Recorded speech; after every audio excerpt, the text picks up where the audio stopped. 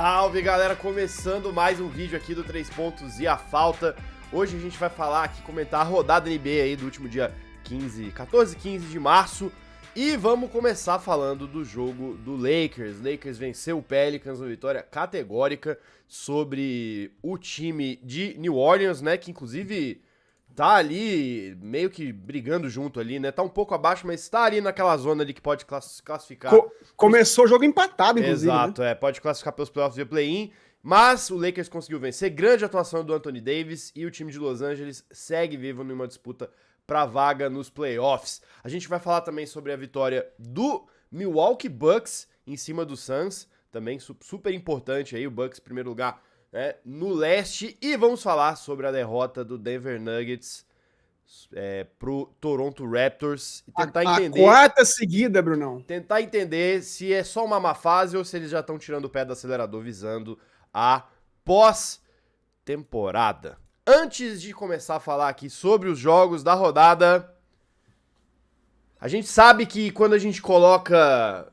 vamos papo reto aqui, Filipão. A gente sabe que quando a gente coloca Lakers na thumb e começa o vídeo falando do Lakers, especialmente num jogo que eles ganham, o vídeo costuma ir além da bolha, ir além da comunidade aqui. Então a gente pede pra você que tá chegando agora nesse vídeo aqui do Lakers pra curtir o vídeo, ajuda a gente no engajamento, curte o vídeo, assina o canal do 3 Pontos e a Falta, clica no sininho pra receber notificações de vídeos novos e faça parte da comunidade. Exato. Compartilha no grupo de basquete, no WhatsApp ali. Se você curtiu o vídeo, obviamente, que ninguém é obrigado a nada, né? Mas torcida do Lakers, a gente que ama vocês aí, ó, faz a boa pros ADM aqui, segue o canal, curte o vídeo e vamos pro pau, não. É isso, vambora, Filipão.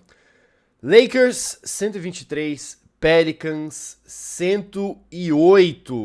O Lakers acabou, né? Anthony Davis mais uma vez liderando o time, 35 pontos contra seu ex-clube, né?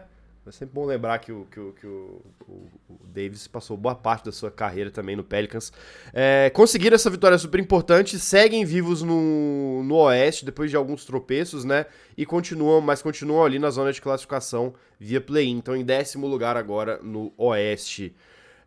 Como é que você viu esse jogo específico? Teve alguma coisa que você notou do Lakers que pode ajudar eles aí nesses próximos jogos? Como é que você viu isso? Bruno, gostei muito do jogo de ontem. Eu achei que o Lakers começou num tempo frenético. Eles entenderam a importância desse confronto, como eu mencionei. Começaram o jogo empatados com esse mesmo time do Pelicans na tabela. Era um confronto direto e, portanto, muito crucial essa vitória. E eles conseguiram, Brunão, através desse ímpeto, dessa energia, transformar rebotes defensivos de um AD que completamente dominou o garrafão em ataque de transição muito rápidos, com esse elenco novo, cheio de armadores, cheio de caras rápidos, que conseguiram, Brunão, nesse matchup dos sonhos contra uma equipe de perímetro um pouco lento e que não tinha as peças para conter essa ofensiva do Lakers, encontrar companheiros livres, Brunão, com um passe extra, 2 passes extras, matar muita bola de 3 logo de cara e resolver o jogo logo no primeiro tempo.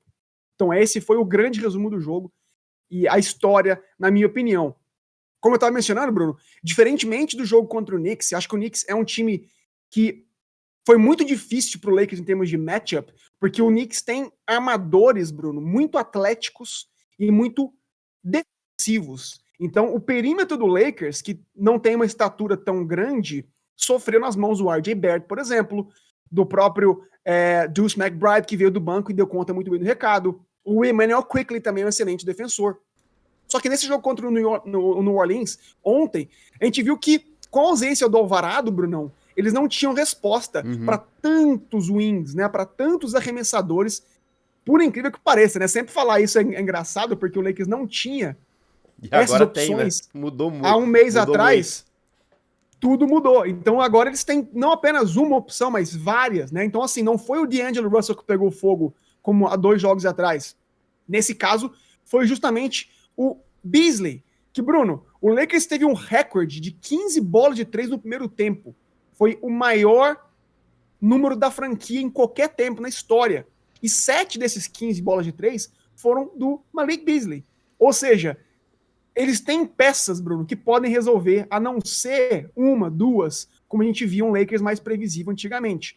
Então, Bruno, foi um jogo que no intervalo a liderança era de 35 pontos pro Lakers, ou seja, o jogo já estava resolvido. Atropelo. Né?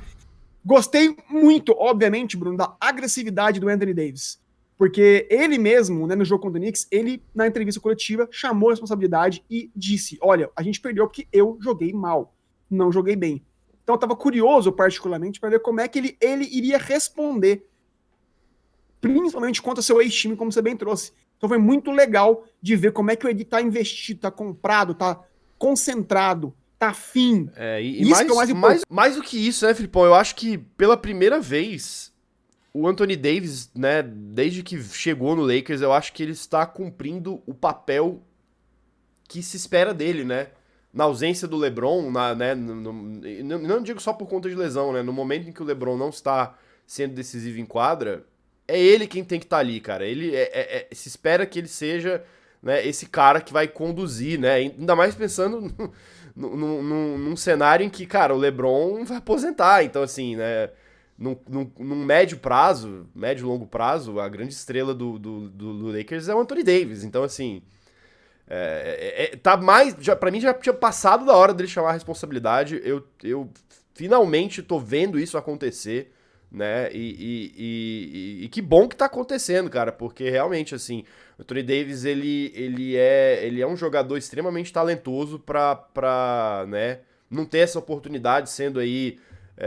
Impedido de poder fazer isso por conta de lesão, né? O Anthony Davis teve muito problema com lesão durante todo o tempo dele no Lakers. Então, assim, que bom que ele finalmente tá conseguindo ser esse líder, né? E eu acho que, Bruno, a chegada desse elenco, né, a reformulação desse elenco nessa última deadline, crédito sempre pro Rob Pelinka pelo excelente trabalho, fez toda a diferença, cara. Sim. Porque a gente tá vendo o Anthony Davis não ser tão necessário, né? Exclusivamente necessário. Eu acho que às vezes isso era um pouco complicado para ele, porque o Lakers era um time previsível, era um time que não tinha outras maneiras de pontuar e vencer se não fosse ele. Os times dominavam, bloqueavam o garrafão, faziam uma marcação mais física nele, e ele às vezes tinha dificuldades. Só que quando você tem um elenco, como eu mencionei, recheado, Bruno, no perímetro, de opções que podem vencer partidas, podem machucar o adversário, o Anthony Davis ganha um pouquinho mais de espaço. E com esse pouco mais de espaço, com o talento que ele tem, Bruno, tudo que ele desequilibra. Tudo que ele precisa. Ontem teve 35 pontos, Bruno. Chutou 11 de 18 de quadra, extremamente eficiente. Mas o que eu mais gostei, como sempre, é quando ele é agressivo. Nesses jogos que ele sabe que ele precisa ser agressivo. Ele chutou de novo 13 arremessos livres e fez 12. Ou seja, ele fez bom uso do fato de que ele é um big com bom arremesso. Teve também 17 rebotes, Bruno. Ele dominou o garrafão porque o Valanciunas não teve resposta para ele. E o coach Willie Green soube disso, enxergou isso muito bem, deixou o cara em quadra apenas 15 minutos. Mas, Bruno, quando você não tem o Zion no banco, a opção é o Larry Nance Jr., que é um cara muito menor, muito menos físico, muito menos forte do que o AD, que foi também dominado, Bruno. Ou seja, teve muita facilidade, ele fez bom uso do seu tamanho, e como eu mencionei, esses rebotes que ele conseguiu pegar, Bruno, ele rapidamente transicionava e o Lakers em muito fast break points atacou numa velocidade incrível no primeiro tempo e decidiu o jogo. Como eu falei, Malik Beasley terminou o jogo com 24 pontos. O D'Angelo Russell, na minha opinião, não teve uma noite tão boa. Estou só 5 de 15, mas teve 17 pontos, contribuiu bastante e foi o maior plus-minus do jogo, Bruno. D-Low, olha para você ver, né? Se o Lakers tinha carência de um armador, não apenas que armasse, mas que fosse um 3&D, esse cara tem dado conta do recado, né, Brunão? Diferença que ele faz, né? E do banco, como sempre, Brunão. O Hachimura já é o segundo jogo muito bom, muito forte que ele faz. Ele foi destaque no jogo contra o Knicks. Mas o Austin Reeves, Brunão, esse cara tá crescendo assim, um absurdo. É impressionante ver que de todos os caras nesse elenco, no começo da temporada, talvez o menos, né, badalado fosse o Austin Reeves, e ele tem se tornado o cara mais consistente vindo do banco, mais do que o próprio Dennis Schroeder. Então, no clutch time, é muito comum a gente ver ele em quadra junto com o D-Low. Então, muito legal ver o Lakers com essas opções. No jogo, Bruno, que era ganhar ou ganhar. Eles sobem agora para 10º, ou seja, o Lakers está no play-in hoje e ganha a série direta contra o Pelicans, Bruno, de 3-1 na temporada. Ou seja, em caso de empate desses caras no final dos jogos da temporada regular, eles têm vantagem no tie break.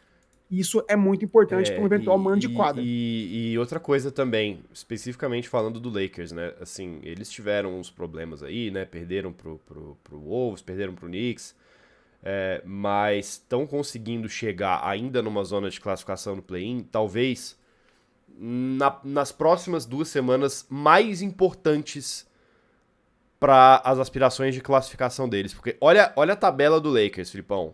Jogou com o Pelicans, rival direto.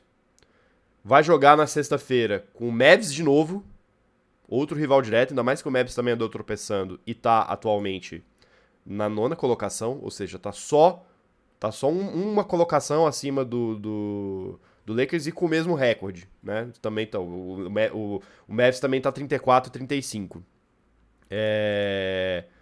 Vai jogar depois, né? E no dia 24 com o Thunder, que também tá 34-35, outro rival direto ali na zona do play-in. E, pra fechar a temporada regular, no dia 31, ainda vai pegar Wolves e Clippers. Difícil. Ou seja, é uma série de jogos contra rivais diretos ali pra classificação. Então, assim, o Lakers tem a oportunidade de, se não garantir a posição mais confortável no play-in, né? Eu acho que vaga direta nos playoffs é bem difícil. Eu não vejo o Lakers conseguindo mais. Bom, cara, não sei, porque eles estão a 2 jogos. Eles estão a 2 jogos do Clippers, que é sexto, cara. Estão a 2 jogos do Clippers, mas estão perdendo pro Knicks, estão perdendo pro Wolves. Eles não estão numa sequência de vitórias incontestável, né? Eles ainda são um time que, beleza, Bruno, tá jogando muito bem, mas ainda tá naquela formação. Não tão atropelando todo mundo, né? Eu discordo, cara, porque se você pega o Lakers desde a trade deadline, foram poucas derrotas. Eles vêm numa arrancada boa, num contexto geral. O Oeste tá convencendo também. A gente vê o Nuggets, que é o melhor time da conferência até agora, com 4 derrotas seguidas. A gente vê o Clippers, desde que o Westbrook chegou, capengando. A gente vê o Dallas Mavericks sem o Luka e sem o Kyrie. Ou seja, o Suns sem o KD perdendo também 2, 3 seguidas. Ou seja, eu acho que, óbvio que eles não vão ganhar todos os jogos, mas dado que eles têm confrontos diretos, eu acho que eu consigo ver o Lakers tirando 2 jogos em relação ao Clippers ou ao Warriors, por exemplo, para jogar bastante jogos fora de casa e chegar em quinto, sexto. A gente tá falando de 2 vitórias só. Então acho que dá para sonhar. Claro que no mundo ideal, num cenário perfeito, mas acho que o torcedor tem motivo de sol para ficar contente, sim. Ainda mais que o LeBron, a notícia é que ele está como sempre, né, avançado, adiantado na sua recuperação. Então, se ele volta para os jogos finais ainda da temporada, Bruno, e pega justamente esse Clippers, né, cara, tudo pode acontecer, eles podem chegar com muita moral para esses playoffs. Tá certo, vamos agora então aqui falando aí em líderes das conferências. A gente vai acabar falando aqui nessa segunda parte do vídeo exatamente dos 2 líderes, né, de cada uma das conferências, começando pelo Milwaukee Bucks. O Bucks que reeditou aí nessa terça-feira a final da NBA de 2021 e venceu o Phoenix Suns 116-104. Um jogo que, acho que não teve muito assim, foi surpreendentemente parecido com os jogos que a gente viu entre Bucks e Suns na final da NBA, né? O garrafão sendo dominado pelo Brook Lopez, pelo Antetokounmpo, e o Suns só com o DeAndre Ayton não deu conta de segurar essa presença ali na zona ali do garrafão. E, bom, Bucks segue líder, Suns segue com problemas jogando sem KD, segue com algumas lacunas, especialmente defensivas, muito claras. E, bom, pro Suns ficar preocupado, Filipão? Sei que a gente tá falando do Bucks aqui, mas acho que é interessante a gente falar um pouquinho do Suns também, se você puder emendar um rápido comentário antes de falar do Bucks. Não, com certeza, cara. Eu acho que é o seguinte, o Suns perdeu os 3 jogos sem o Kevin Durant, Bruno. Eles não conseguiram ganhar sem o KD. E preocupa porque os próximos 5 jogos deles, Bruno, eles têm o Lakers em Los Angeles, o Sacramento em Sacramento, e depois recebe os Sixers. Então, nos próximos 5 jogos, 3 são muito complicados, em que não seria loucura dizer que eles vão perder também. E como eu mencionei agora no bloco do Lakers, eles são, Bruno, um desses poucos times que estão a 3 vitórias apenas do Lakers. Então, se eles perdem esses 3 confrontos e o Lakers tira 2, tira 3, é incrível como é que tudo muda muito rapidamente. Tudo muda. Então, a gente mencionou, cara, o Kevin Durant voltando, o Suns, né, não vai precisar nem de tempo para se recuperar, porque ele é um cara que pode chegar e já resolver na hora, ele não precisa de tempo para se adaptar, ele é um cara que joga muito bem sem a bola na mão. Mas, de novo, Bruno, esses dias, esses jogos sem o KD, nessa hora tão importante a temporada, num oeste tão volátil, preocupa. Porque a gente tá vendo que o Suns não tá conseguindo vencer, Bruno. Sim. O time com o KD é ok, Bruno. Você tem o Okogie, por exemplo, ou o Terrence Ross em quadra. Esses caras vão ter mais espaçamento, vão ter chutes, arremessos sem contestação. Mas quando você não tem o KD em quadra, Bruno, esses caras se tornam problemas, porque eles não são confiáveis. Eu vi nesses últimos 3 jogos do Suns, os adversários deixando esses caras abertos, Bruno, e oferecendo marcação dupla, tripla no Booker e no Chris Paul. Então o que aconteceu? Quando esses caras não pegam fogo, ninguém pega fogo do elenco, e aí fica fácil, viram presa fácil. Então eu tô, sim, muito de olho com o Phoenix Suns, Bruno. Uhum. Mas, enfim, falando do Bucks agora, né? Melhor O recorde Bucks, da Bruno, liga e o primeiro time a chegar a 50 vitórias na temporada regular, né? e primeiro time a se classificar para os playoffs, Bruno. Exatamente.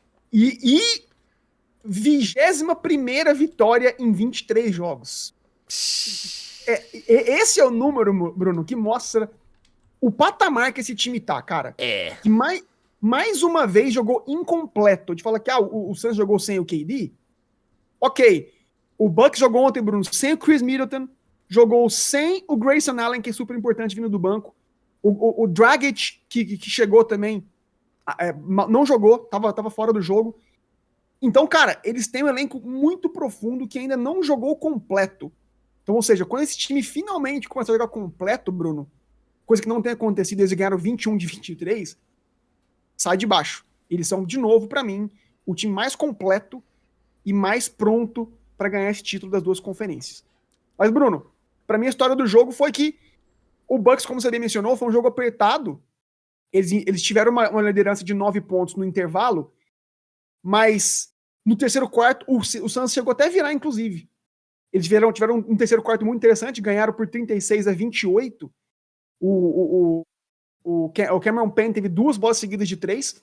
Chegou, como eu falei, ficar em vantagem o Suns. Mas, Bruno, quando o time é campeão, um time tão forte como esses caras, eles não, parece que a gente não tem medo, tipo, a gente não acha que eles vão perder o jogo, muito embora eles fiquem atrás do placar. É uma confiança meio assim, muito curiosa, né?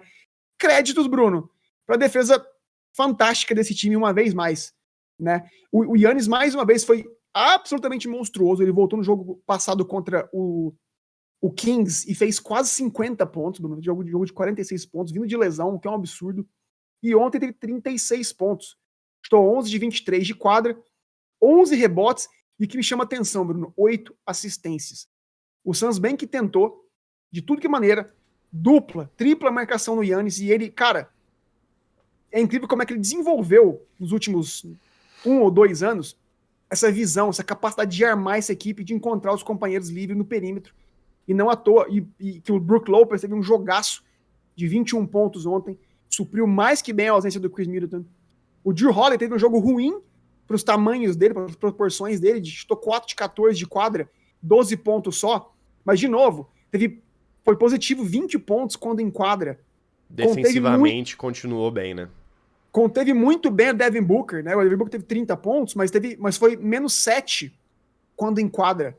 Então, Bruno, é um time muito profundo. Teve o Jay Crowder também vindo do banco com 11 pontos, o Bobby Portis com outros 11. Então é um time, Bruno, muito completo, muito confiante, sabe do seu tamanho, que sabe que vão crescer também na hora dos playoffs.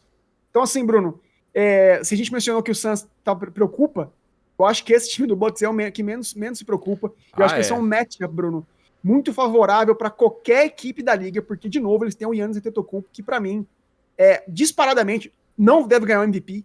Não deve ganhar, mas deveria. É o melhor jogador da liga hoje, não tem como, não. Eu para mim, hoje, o Giannis, para mim, é incontestável Pra mim, ele ser o MVP, até por aquele critério que a gente sempre bate na tecla aqui, como é estranho, né? Obviamente, o Jokic é um dos melhores jogadores da liga, mas é muito estranho a gente ter um cara que é o MVP e não consegue levar o time dele pra além de uma segunda rodada de playoffs, né? Então, né? Quem sabe agora, nessa temporada que o Nuggets tá em primeiro, vamos falar da derrota deles pro Raptors, né? O Bucks chegou naquele ponto que agora que tá devidamente classificado, vai poder tirar o pé do acelerador. Vai poder descansar mais o Giannis, o Chris Middleton, o Drew Holiday, né? Vai rodar mais a segunda unidade, porque não precisa mais se preocupar em se classificar, já tá lá. Eu tenho a impressão de que o Nuggets tá fazendo isso mesmo sem ter tido a classificação assegurada. Óbvio, não tô falando que o Nuggets não vai classificar os playoffs. É óbvio que eles já estão lá. Eu acho muito difícil que eles nos classifiquem em primeiro, inclusive. Eu acho que eles não perdem essa vaga. Estão com 5 vitórias a mais do que o Grizzlies, que é o segundo colocado. Então, assim, tá... Se tem alguém que pode falar que tá tranquilo no Oeste, é o Denver Nuggets. Mas parece que eles já estão dando uma segurada ali, hein, Filipão, né? Essas derrotas eu acho que apontam um pouco isso, né?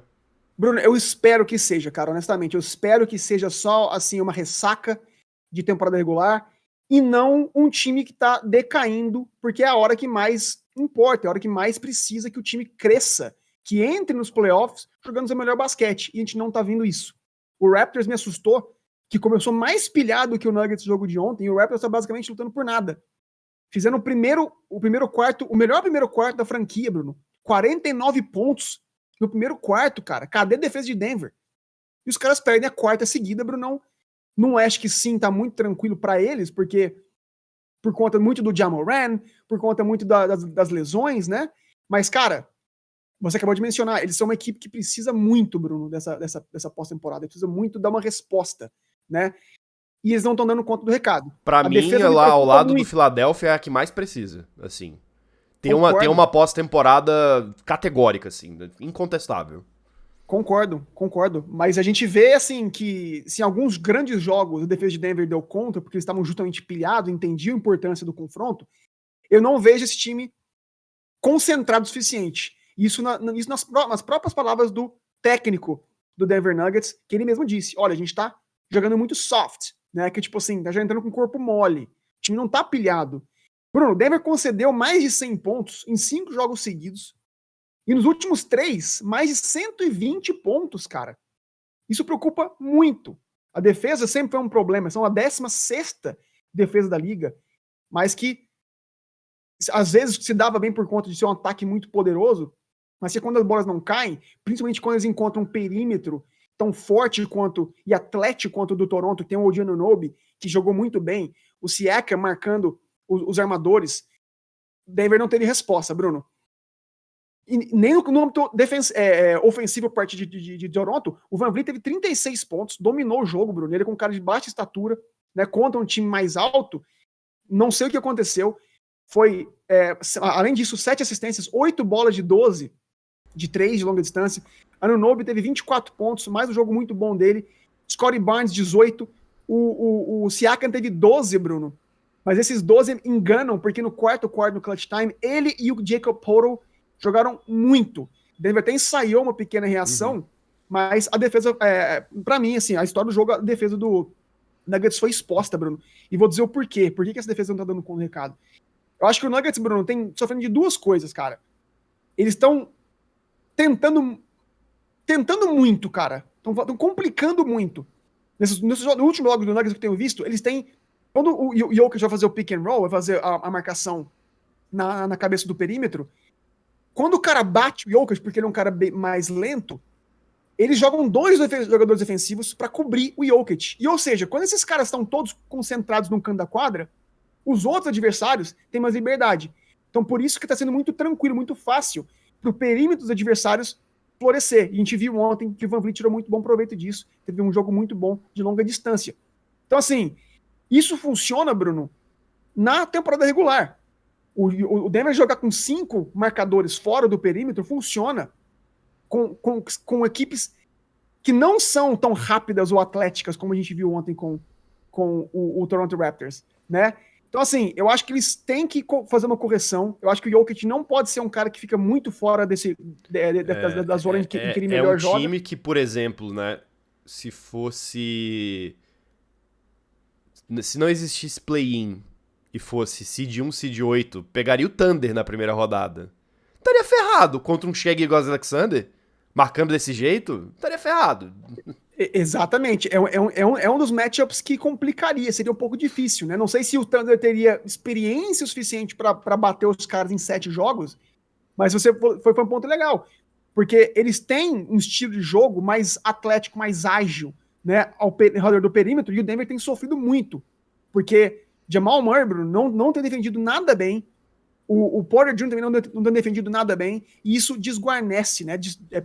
Desprovém esse time do Nuggets com a defesa que precisa, justamente porque o Jokic não tá no garrafão, não tá protegendo o garrafão, ele tá fora do garrafão. Então, ou seja, eles têm que entender que eles têm peças o suficiente para deixa o Jokic no garrafão, põe o Aaron Gordon fora, né? Põe o Jeff Green vindo do banco também defendendo, que ele é um bom wing com boa estatura, e descomplicar, Bruno. Porque sim, em séries longas, o jogo vai expor essas rusgas nesse elenco, e o Nuggets precisa muito de convencer nesses playoffs. Então, olho nos caras, ver como é que eles respondem nos próximos jogos. Porque eles têm o Pistons, tudo bem, no próximo jogo amanhã, mas, Bruno, depois eles têm New York Knicks, Brooklyn Nets, Washington Wizards, Milwaukee Bucks e Sixers. Ou seja, vai ser e ainda vão a hora da enfrentar verdade. nas últimas rodadas, onde provavelmente já estarão classificados, mas ainda vão pegar Suns, Warriors e Kings no final da temporada regular. Difícil, né? Complicado.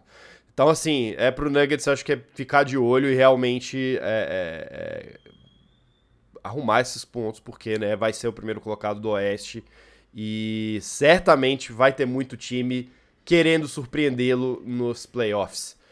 É isso, Filipão. Chegamos ao final, então, aqui de mais um vídeo. Agora a gente quer saber de você que tá assistindo a gente, chegou até aqui, né? Quem que você acha aí que vai ter um playoff mais tranquilo aí entre Bucks ou Nuggets, atualmente os dois primeiros colocados das conferências Leste e Oeste? Comenta do Lakers também, em que posição que vocês acham que eles vão ficar nesse final de temporada regular. Não se esqueça também de curtir o vídeo e de assinar o canal aqui do 3 Pontos e a Falta para receber novos vídeos, notificações de quando a gente tiver novo vídeo aqui. Filipão, grande abraço, tamo junto e até o próximo vídeo, gente. Valeu!